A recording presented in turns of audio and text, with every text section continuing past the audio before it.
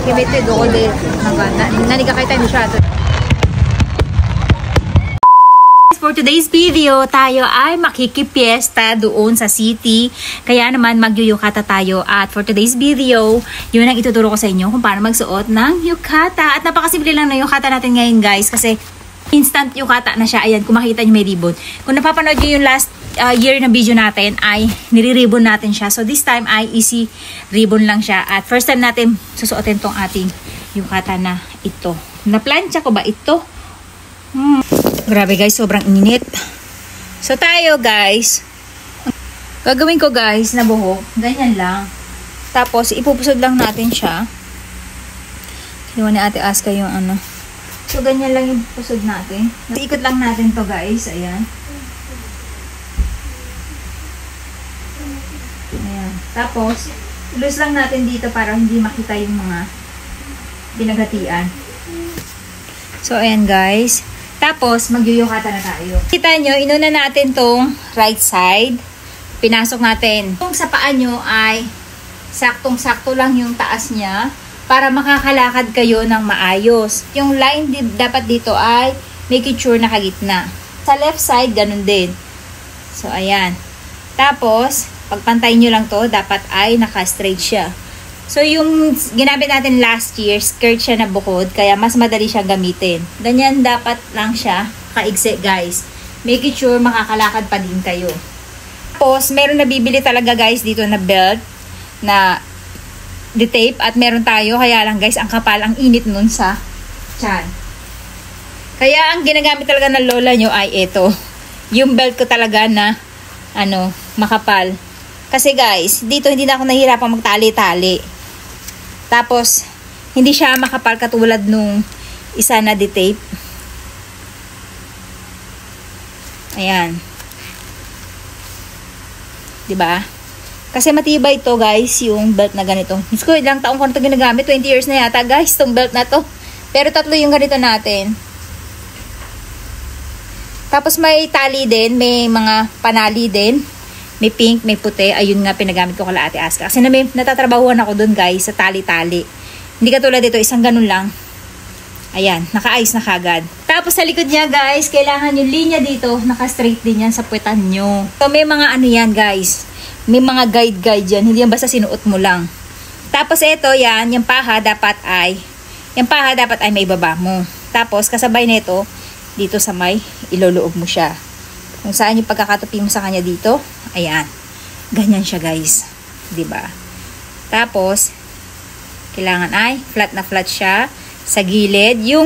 Kasi may guhit yan, ayan. Ay, may butas yan guys, ayan. Make sure hindi yan nakaganyan pag tinali nyo. Kailangan ay nasa gilid talaga siya. Kaya yun ang iingatan nyo. Tapos, ang susunod natin ay yung ating belt. Actually, nagtatali pa sila ulit. Another tali dito. Para hindi gumalaw. Ako hindi na guys. Kasi nga, kabisado ko na naman yung sarili ko kung gano'n ko kalikot o sila kasi pagka malikot, kailangan talaga mag-belt. Meron din tayong ganito. Ito, ginagamit naman to sa, dito. Ito, iikot mo siya pag ganun sa loob para hindi to bumuka-buka. So, yun naman ang gamit niya. Ang gagawin naman natin ay ikakabitan natin tong ating belt. Napaka-easy lang ng belt nito. Ito, marami kong iba't ibang klaseng belt na binili guys para ma-experience ko yung iba't ibang style ng pagkakabit na ribbon. So kapag mag-isa kayo, pwede kayong magkabit ng belt nyo. Ito dapat yung ilalim niya, ayan, may paha siyang ganyan. So ang cute niya, 'di ba? Pang teenager, first time kong ginamit tong belt na to kasi paborito to ni Ate Aska tsaka ni Ate Akari kaya hindi ko to nagagamit. Ngayon lang ako dahil inunahan ko sila. Ngayon lang ako nakagamit guys. Inunahan ko sila eh. So, ayan. Sikipan lang natin, guys. Tapos, sa style nito, guys, naiipit talaga yung dede nyo. Kaya, yung ibang hapon talaga, nung araw, pag nagkikimono, hindi talaga nagbabra. Kasi iniipit yung dede. Kasi nga, para hindi masira yung shape ng belt.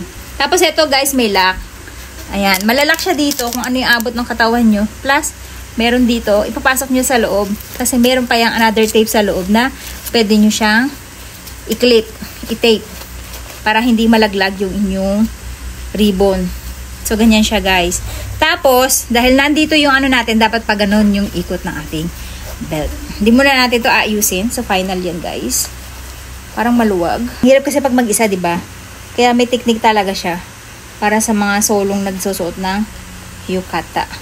Talagang taon na ako nagaganito. Mula nung dumating ako dito, pagkakasal namin ng asawa ko, nandito na ako, nagyuyukata na ako yearly talaga pag may mga festival. Wala lang. Gusto ko kasi ma-experience, guys. Ang ganda kasi sa sa picture-picture, diba? Yung memories nyo na nakayukata kayo. So, isa sa mga best memories nyo kapag pumunta kayo dito sa Japan. So, kung magtuturist kayo dito, dapat i-experience nyo rin, guys. So, ayan. Ipapadibli lang natin, guys, para hindi lumulangay-ngay. Ganon din dito sa kabila. Ang ganda na ribbon na to eh. Kasi siya. Napaka-elegante niyang tingnan for me. Tapos, iikot lang natin siya. Ayan. Kakangalay guys, pag solo. So, tapos ito, yung paha natin, hirahin nyo lang pababa. Dapat, ay, pantay na pantay siya. At hindi ko alam kung nasa na yung aking paha. Anong nangyari? Tapos ito guys, ang gamit naman ito, para hindi nagkakaroon ng fold yung harapan. Ayan, nakita nyo. Pag umupo kayo, tapos pag busog kayo. So, ang gamit niya, ito, para maipit sa ilalim ng inyong tiyan. Kaya kinakailangan, wag nyo lang ilalaglag. Baka may gumalaw-galaw kayo, nalaglag naman yung pads nyo. So, yun yung purpose niyan. At, nakakalaki ng tiyan talaga yung yukata. At, tingnan nyo kasi may shape dito kasi malalim dito ng lola nyo. Kaya, anong nangyayari guys? Parang loose na loose siyang tingnan. Kaya, yun yung nakakatakot. Pero, dapat, konting loose kasi alam nyo kung bakit guys. Mahirapan kayong huminga. Tapos, gagamit tayo guys ng, I don't know kung ito na lang light pink. So, ginamit niya ito ng Kinder siya. So, ayan. Ganyan ang purpose niyan, guys. Pantago na binubuhulan natin dito. Saka natin siya itatago ulit dito sa...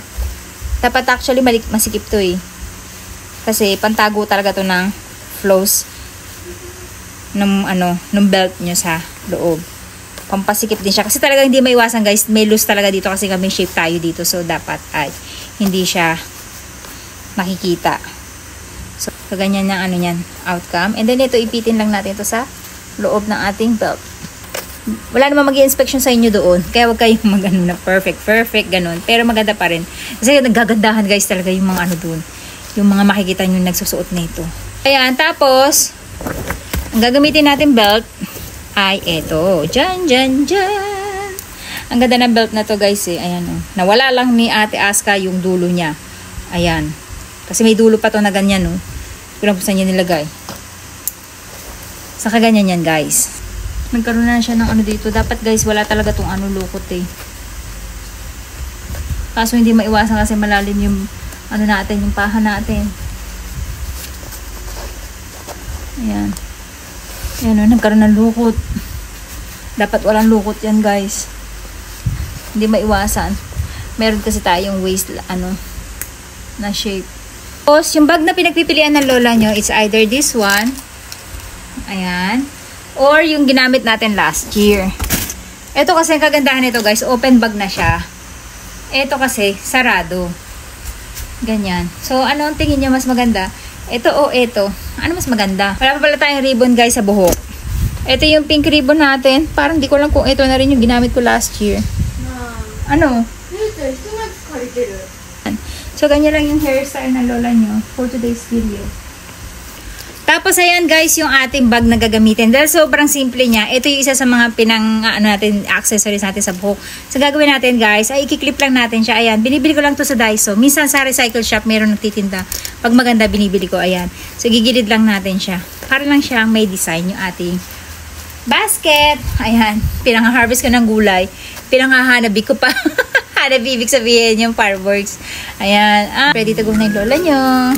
So, alam kung maayos ba yung buhok kasi hindi ko nakikita yung sarili kong buhok eh. Sunrise paints the sky in hues of gold. Another day begins a story to unfold. With you beside me. So, ayan guys, yung buhok niya, ang mag-aayos daw yung kaibigan niya. So, tayo na lang mag-aayos sa sarili natin. Tapos, si Ate Aska, siya din nag-aayos sa sarili niya. So, ayun na. Dali. Tapos, pakita mo sa akin yung buhok niyo, Okay. Sweet life, oh so sweet.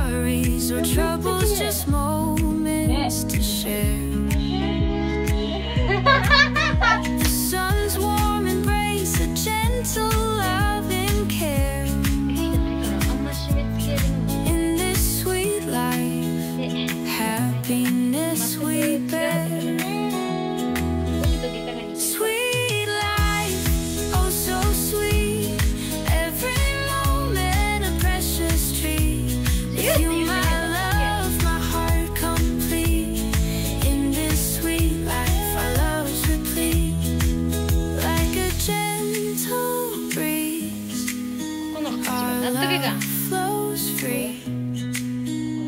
A symphony of hearts in perfect harmony. Buti ko may bibili. Through changing seasons, Ayan guys, naman si Akari. Patingin na ribbon mo na nasa gitna. a timeless treasure for eternity. Sweet life, oh so sweet. Every moment a precious dream. With you, my love, my heart complete. In this sweet life, I love supreme. As the day descends and stars begin to gleam, we'll hold each other close, living the dream. In this sweet life, our love supreme, a love so true it will always be. Sweet life, together we'll reside in this sweet, sweet life, side by side.